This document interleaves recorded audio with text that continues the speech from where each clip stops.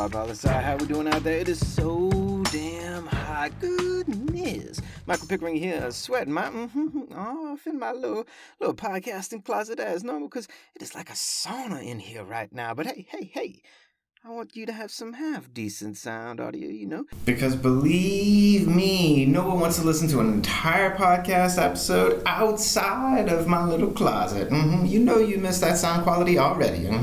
So here we are, in the closet, sweating my off, just for you. Now to the news, fresh off that press, and it says Lo-Fi Latin America Day today, my friends. Let's check out things dealing with Venezuela in the ICC. That's the International Criminal Court. So, what does the International Criminal Court do? We talk about the ICC. I always like to reintroduce it as if we've never talked about it before. But the ICC is in charge of trying people for things like war crimes or crimes against humanity on the international level. And they had an investigation going into President Nicolas Maduro's regime in Venezuela. But they put a halt on that because the government of Venezuela asked permission to take over the investigation themselves. Which, whatever brought them to actually do this, that's given someone permission to investigate themselves. What do you think they're going to come up with? Well, after 7 months, they came up with absolutely nothing. So the ICC has just ruled that the investigation is back on, and that prosecutors for the ICC are taking charge. So, we'll see what happens now, though I'm sure it will be quite some time before this investigation concludes, so don't be expecting any updates next week, people. Now, some updates we do have for you, though. Guatemala elections, yes, indeed, and survey says it's a runoff. The two leading candidates, they go up against each other on August 20th, quite a bit of little time in between the election and the runoff. But it's former First Lady Sandra Torres of the UNE party, which is considered more righty, and Bernardo Arevalo of the Seed movement, considered more lefty. Now, together the two candidates in the election, they gathered combined 27.5% of the national vote. Yep, that means that almost 75% of the population voted for someone else, and yet these are the two that are going to the runoff. Yeah, I love the variety of presidential elections around the world. They are so unique. So look out for August, people. It'll be here before you know it, and we can see who Guatemala's new president will be.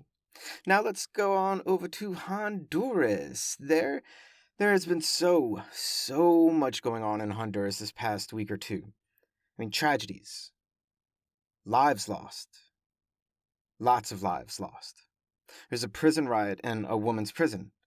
And there was another incident with an attack in a pool hall. And the president of Honduras is looking like they are about to borrow some policies from El Salvador real fast. In the case of the pool hall attack, a curfew has been implemented in that entire town.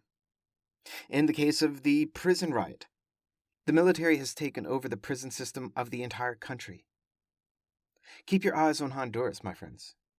For a while now, we've been talking about El Salvador's year-long, or more than a year-long now, state of emergency, and what happens if that starts to spread to other countries. And that may be happening in Honduras pretty soon.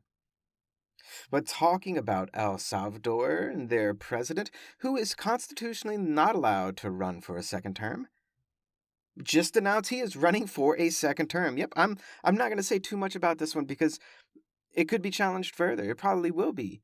But for now, it seems like the courts are with him, and he's extremely popular, and his political party supports him. So this just may fly. And we will say this, though, and it's really simply a restating of the events in El Salvador. A state of emergency is enacted. It provides increased powers to the government and to the president. That state of emergency continues for over a year and is still going on. The president is rerunning for president again, even though it's unconstitutional and not allowed. You fill in the rest, my friends. You fill in the rest. And how about we move on over to Mexico now, where a new ancient Mayan city has been found. And oh, I love this. I love archaeology, real archaeology, not no Indiana Jones kind of aliens. But it's amazing that we're still finding hidden cities This one was out in the jungle in the Yucatan Peninsula in Mexico, and some of their pyramid structures were over 50 feet tall. So awesome, so awesome. And as of now, they believe the city existed somewhere in the abouts of 600 to 800 AD. So about 1,500 years ago. I'll definitely be following this story to see what else we learn. I love ancient civilizations from Central and South America, people. And hey, that's a brief snapshot of what's going on in the world today. Check out tomorrow's blog on lofipolisci.com and add us on Instagram for all you locals Lo-Fi summertime updates. And always remember that Lofi Poli Sci is more than just me. It's the we that we be.